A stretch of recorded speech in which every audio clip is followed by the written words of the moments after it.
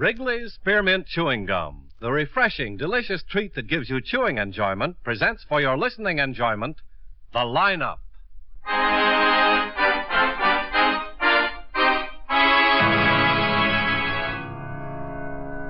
Ladies and gentlemen, in just a moment we will take you by transcription behind the scenes of a police headquarters in a great American city, where under the cold, glaring lights will pass before us the innocent, the vagrant, the thief, the murderer. This is The Lineup.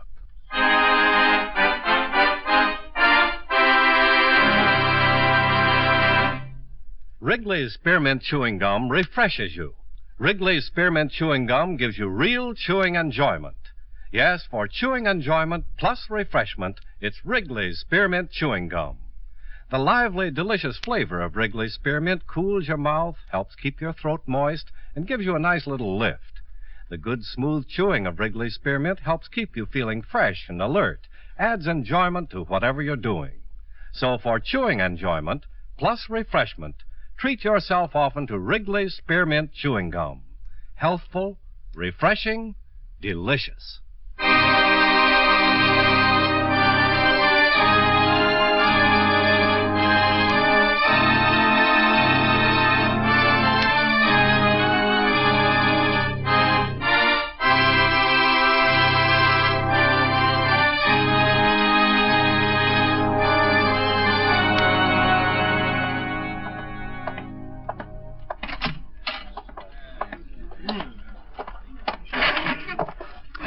Hi. Mary Cabot's here. I put him down the front row. Murph's sitting with him. Okay. Want one? Yeah, thanks. How many tonight? 32. Hey, what'd you think of that ball game today? I've got a theory. Yeah? You win a pennant in spring training camp when everybody's anxious to play ball. Now, what about the regular games? Routine. DeRocher know about this? I'm going to call him tonight and tell him. May I have your attention, please? You people out there on the other side of the wire in the audience room, may I have your attention, please? I'll take it back here. Okay, then. Thank you. My name is Cogger, Sergeant Pete Cogger. I'll explain the lineup to you.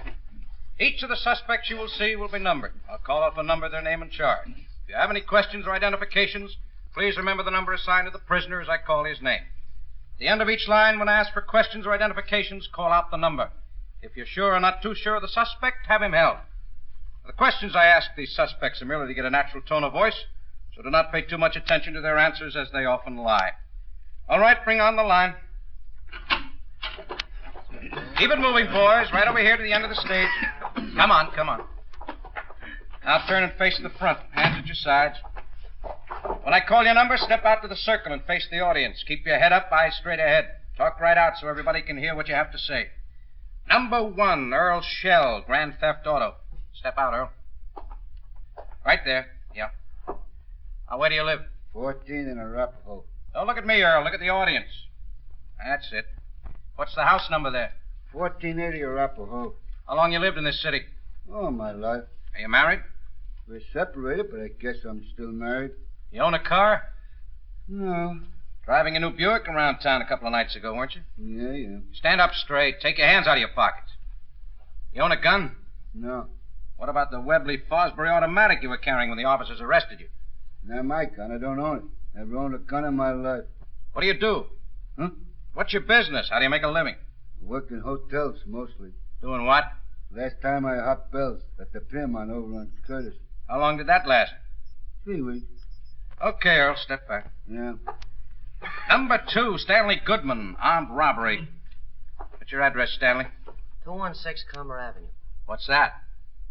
Oh, motel. The Edelweiss, I think's the name of it. Take off your glasses. You wear them all the time? Most of the time. Were you wearing them yesterday afternoon? I don't remember. Talk up, Stanley. It's a long way to the back of the room. I don't know if I was wearing them or not. That's better. Put them back on. How long you been in town? I got here day before yesterday. Can you people out there hear him? You'll have to talk louder, Stanley. Come on, don't be afraid. I'm not afraid. Anybody arrested with you? Yeah. Fellow back there. Him. Number 8? Yeah. Who is he? Name's Jack something. Where'd you meet him? At the motel yesterday. Number 8, Jack Kiefer? I don't know. It sounds like it. I only met him yesterday. Any weapons? No. You don't own a gun? No, I don't. He had it. What about the car? It's mine. What kind is it? Okay. 47 Ford convertible, white sidewalks. How do you make your living? I'm a musician, drummer. Van? Haven't worked for a Hot while, shot though, came over. 6 weeks. Shooting in about. Parkhill. How old are you, Stanley? 19. A pretty good drummer? Pretty good, yeah. You should have stuck with it.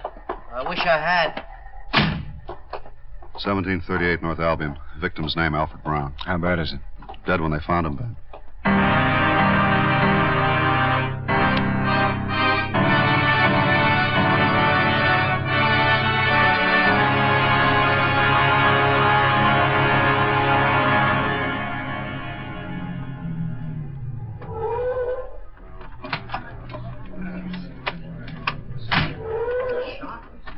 Hi, Ben. Hello, Asher. Around back. Happened in the basement. It's pretty awful. Shotgun case. Man next door found him. Reported about 9:40. I've got men covering the block. Okay. Anybody see it? No. Billfold still on the victim. Over 200 in cash in it. Watch, ring, all that. Mm-hmm. Hey, what's that? Turpentine? Yeah. Pellets blasted a can on the shelf. Any windows? All open. Hello, Ben. Hi, Doc. He died instantly, Ben. It was fired point blank, less than 10-foot range. Yeah. Well, looks it. Lord. He must have been standing about there. The blast knocked him clear back over there. Screens on those windows all shattered. Mm-hmm. Whoever did it had to step over him to get up these steps. This where it was? Yeah. 12 gauge. Cartridge? Mm-hmm. Okay. Who answered the call? 46 and 72. I want the reports tonight. Doc. Won't take long on this one. Okay.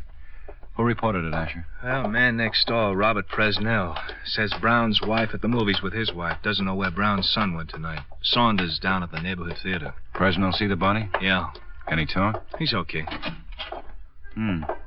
Turpentine's up here, too. Yeah. Mr. Presnell? Huh? Oh, yes. This is Lieutenant Guthrie. Oh, yes. Well, hello. Have you told Lillian yet? Lillian? That's Mrs. Brown? Yes. Does she know? We haven't located her yet. Oh, I don't know how she'll take it. I don't know. She's not very strong. Gee, what an awful thing to happen. Yeah. Well, you can help us a lot, Mr. Presnell, by telling us everything you know. Everything you can remember. Well, I didn't think it was anything until I smelled the turpentine. Now, how's that, Mr. Presnell? I was sitting in my living room listening to the ball game. I heard a noise like an explosion. It was kind of muffled, and I didn't think anything about it until I smelled that turpentine. Then I thought that maybe that some stuff I had downstairs had exploded or something in the heat, you know. Yeah. But everything was okay down there, and when I went outside, I could tell it was coming from Al's house. And then I smelled gunpowder. Al didn't answer the door when I knocked, and so I walked around to the back of the place. There was a light on in the kitchen, and I was pretty sure he was home. Then I saw there was a light on down the basement. Mm-hmm. Well, I knocked on the screen a couple of times, and then I called, and no one answered me. So I looked down the stairs, and I saw his leg at the bottom of the stairs. I went down. Then I came back, and I phoned the police. Was Mr. Brown dead? Well, sure he was dead. Did you examine him? Oh, no, but I could tell just the way he was. Mm-hmm. How about a smoke? No, thank you. I don't use them. But tell me, anybody besides you in your house tonight, Mr. Presnell? No, I was alone. You were alone in your house, and Mr. Brown was alone in this house. Is that it? Mm-hmm. Your wife went to the movies with Mrs. Brown. Yes, that's right. You know what time they left? Well, it was 8 or 8:30. I'm not sure. Mm-hmm. Well, now, think back. Before you heard the sound of explosion, did you hear voices? No. Car, maybe? No, nothing. No. Well, what about afterward? No, not a thing. It's a very quiet neighborhood. Have your set on loud, did you? Well, it was a ball game, you know. Is Is that Mr. Brown's car in the driveway? Oh, you mean the little Chevy? No, that's Bobby's car. Bobby? Mr. Brown's son? Uh-huh. Al has... Well, he had a Chrysler, a new one. Not around, Ben. Do you know where the Chrysler is tonight, Mr. Presnell? No, I don't, unless maybe Lillian and Alice used it to go to the movies. Pretty good friends, are they? Your wife and Mrs. Brown? Well, neighbors. Yeah, we're good friends, I guess. How about you and Mr. Brown? Oh, yes, we're neighbors, you know. Happen to notice if anyone came to visit him here tonight? No, I didn't. What do you do, Mr. Presnell? Oh, I'm an accountant. I've got my own office on Cedar Boulevard. I see. And how long have you lived in Park Hill? Oh, 6, 7 years. We bought the house right after the war. Let's see, that's the early part of 47. And you've known Mr. Brown all that time? No, I didn't. You see, he didn't move here until a year ago. The people named Hanley built the house, and he bought it from them. Mr. Brown always get along with people around here? Oh, sure, yes. Well, who lives on the other side? Well, the other side, that's Abe Levy. He's an insurance man. He's out of town for the summer. He's retired. House vacant? Well, as far as I know. You saw the 12-gauge shotgun down in the basement, didn't you? Mm-hmm. It's Al's gun. Lillian gave it to him last Christmas. Ready to go here, Ben? Okay, Doc. Asher, you want to... right, Ben. Are they taking him away? Yeah. Where? Downtown. To the morgue. Oh. Mr. Presnell, can you think of anybody who might have been angry with Mr. Brown? Someone he was having trouble with? Well, I told you he got along with everybody around here. Well, yes, I know, but, I mean, somewhere else. In his business, maybe. Oh, no. Well, he never said anything to me, anyhow. Oh, no! Well, that's Lillian. Now, stay here. Well, now, take it easy, Mrs. Brown. Take it easy. No, that can't be Al. That can't be him. You walked in on a cold, Ben. Oh, no, it can't be. Let's get her outside. It can't be. Mrs. Brown, take my arm, will you? I want to... Sure, yeah. Got it. Doc? Yeah, Ben. Oh, okay, let her down. Be right there.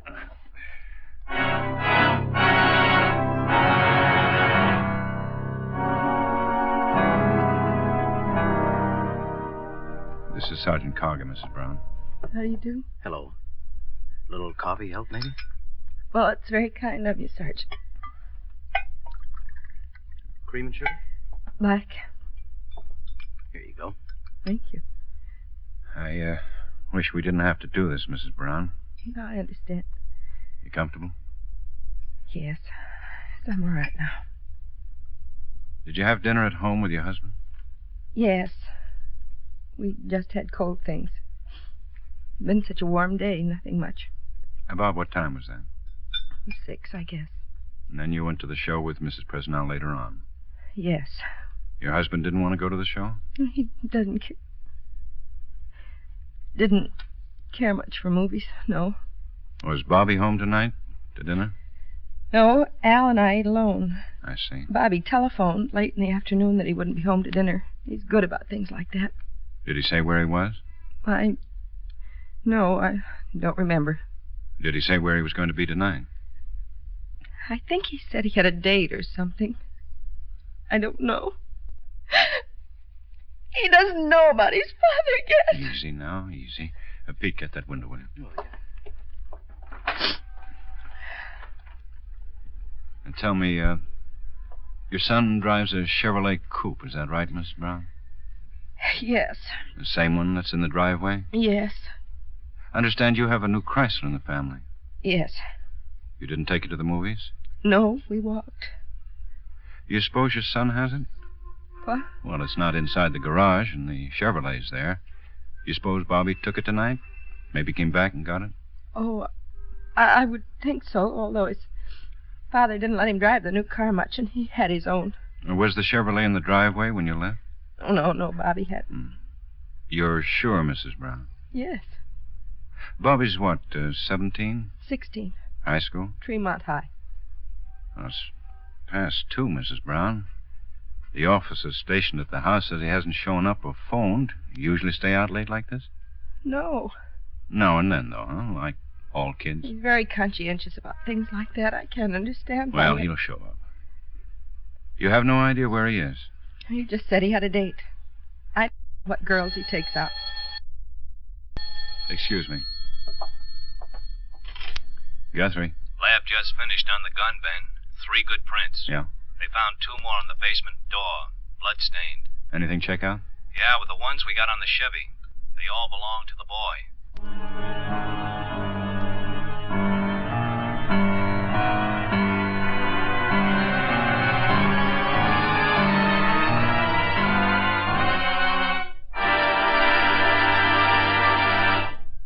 Friends, wherever you are, whatever you're doing, you'll enjoy chewing Wrigley's Spearmint Gum. Chew Wrigley's Spearmint while you're working. The lively, full-bodied flavor of Wrigley's Spearmint gives you a refreshing little lift. The smooth, pleasant chewing of Wrigley's Spearmint Gum helps keep you feeling relaxed and satisfied, makes your job seem easier. Chew Wrigley's Spearmint Gum in your home, when you're out walking or driving, when you're enjoying outdoor sports and other activities. Wrigley's Spearmint Gum tastes good any time, and the natural chewing aids digestion and helps keep your teeth bright and attractive. Yes, wherever you are, whatever you're doing, you'll enjoy chewing Wrigley's Spearmint Chewing Gum. Healthful, refreshing, delicious. Now, back to the lineup.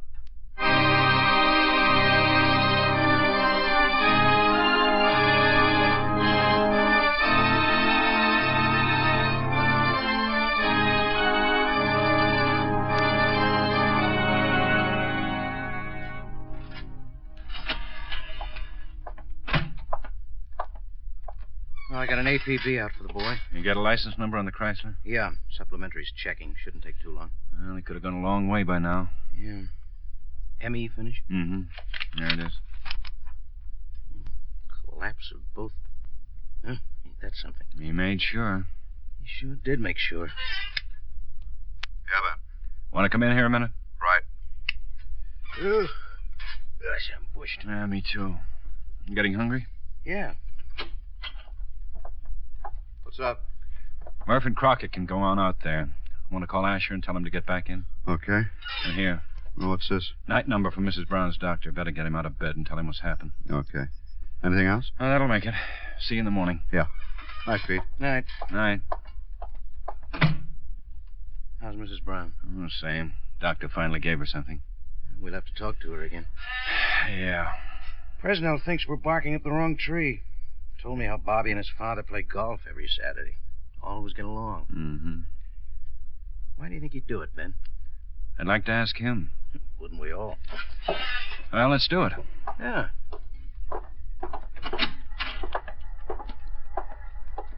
Now, hold it. Huh. Yeah. Got a quarter? Yeah. Yeah. Okay, I owe you. Oh, what? Hit it. I'm being robbed. It's my quarter. I'm being robbed. Oh, nuts. Well, I'll get it. Hello, Sergeant Cogger. When? Okay, thanks. Arvada Division. They found the Chrysler parked on Rolls Boulevard, out of gas. Oh, that was quick. How about the kid? Combing the area now. We better go on out. Yeah.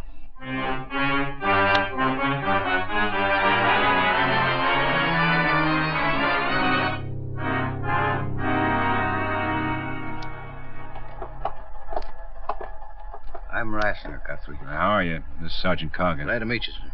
Same here. Sorry you had to make the trip. Huh? We could have sent him in. Prowl car picked him up 15 minutes ago. Hiding in a filling station restroom. I'll be darned. Got him down here. Oh? Any trouble? No. Admitted who he was and said he killed his father. Anything else? What happened between them? Haven't found that out yet. Awful nice-looking boy. Have one about his age myself. Yeah? Oh, this is Lieutenant Guthrie and Sergeant Carger, Brown. Hello? Hello, son. I suppose you're going to ask me the same things he asked me. Well, we're just going to try and clear this thing up, Bobby. What's there to clear up? I told him I killed him. I'll tell you. There isn't anything that has to be cleared up. You've got me. Well, that's pretty much what we know already. How'd it happen, Bobby? I shot him with a 12 gauge tonight. I shot him dead. He deserved it. Why do you think he deserved it? I didn't say I think he deserved it. I know he deserved it.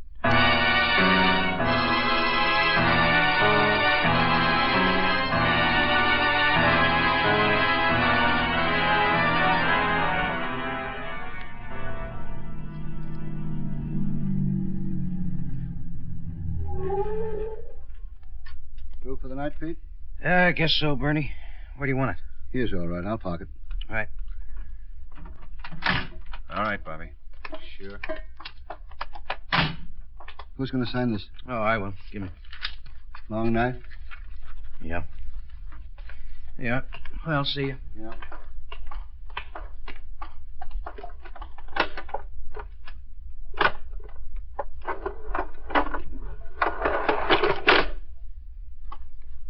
No, up. Oh.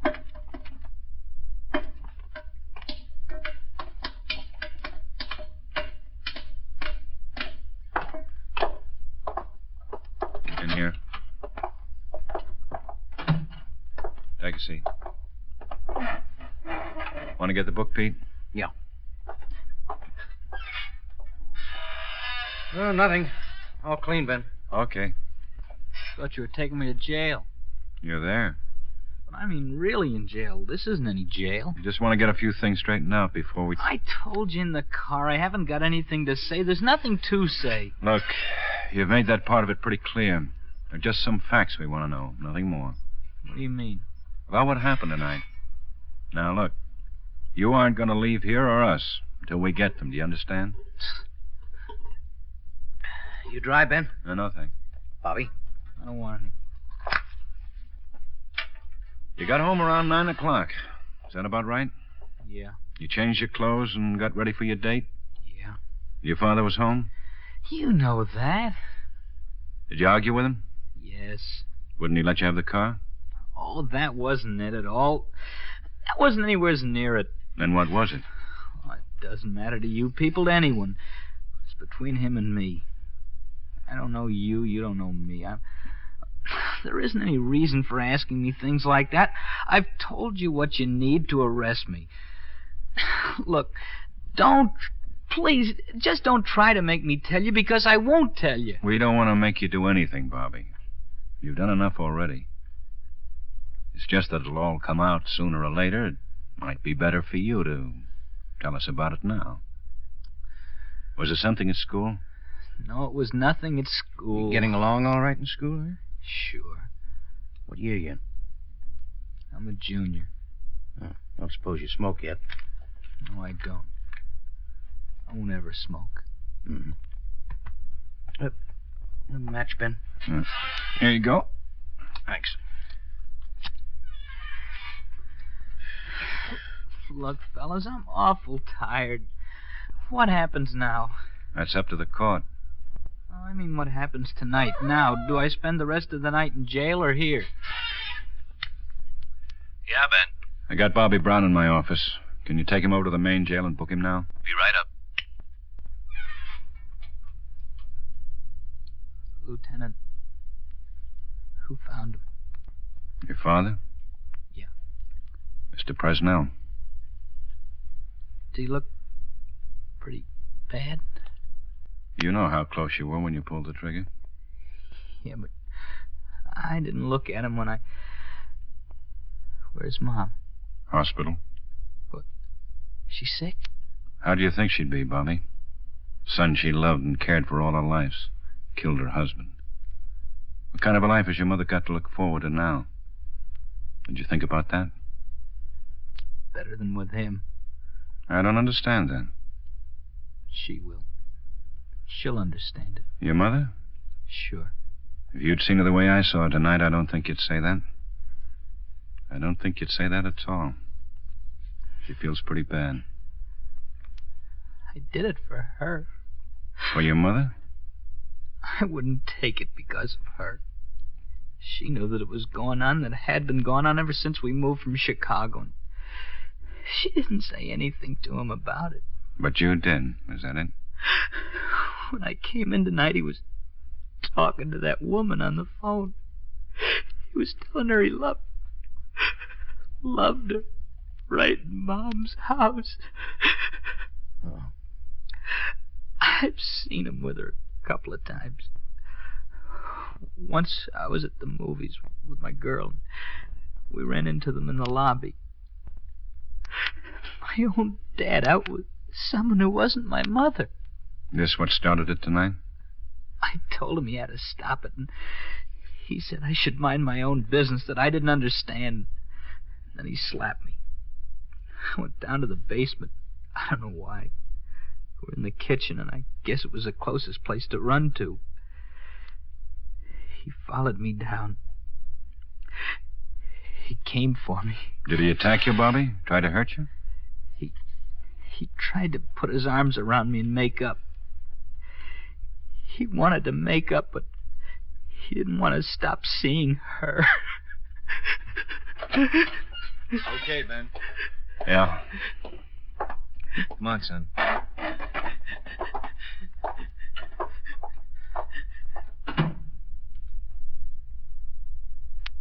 Yeah.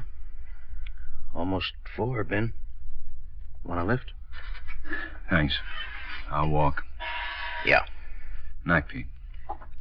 Night, Ben.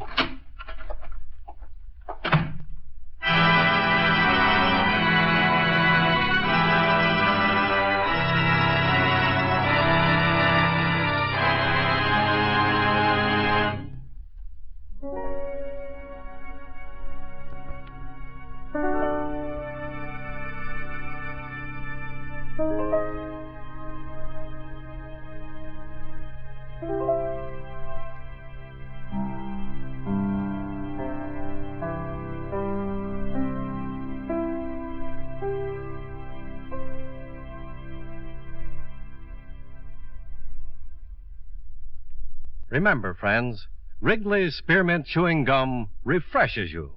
Wrigley's Spearmint Chewing Gum gives you real chewing enjoyment. The lively, full-bodied flavor of Wrigley's Spearmint cools your mouth, freshens your taste, sweetens your breath. The smooth, pleasant chewing of Wrigley's Spearmint helps keep you feeling relaxed and satisfied, makes whatever you're doing more enjoyable. Yes, for refreshment plus chewing enjoyment, treat yourself often to Wrigley's Spearmint Chewing Gum. Millions enjoy it daily. Get a few packages and always keep some handy. That's Wrigley's Spearmint Chewing Gum. Healthful, refreshing, delicious.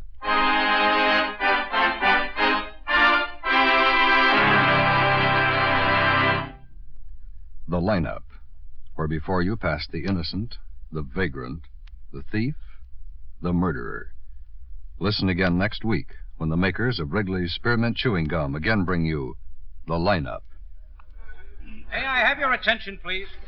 You people out there on the other side of the wire in the audience room, may I have your attention, please? Thank you. My name is Cogger, Sergeant Pete Cogger. I'll explain the lineup to you. Each of the suspects you will see will be numbered. I'll call off a number, their name, and charge. If you have any questions or identifications, please remember the number assigned to the prisoner as I call his name. At the end of each line, when I ask for questions or identifications, call out the number.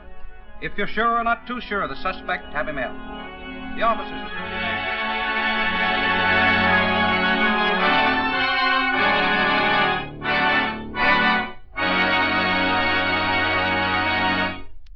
The Lineup, starring Bill Johnstone as Lieutenant Ben Guthrie, with Jack Moyles as Sergeant Pete Cogger, was written by E. Jack Newman, with music by Eddie Dunstetter. Featured in tonight's cast were Hy Averback, Peter Leeds, Harry Lang, Sidney Miller, Howard McNear, Virginia Gregg, Gil Stratton Jr., and Jim Nusser. The Lineup was transcribed in Hollywood by Jaime Del Valle.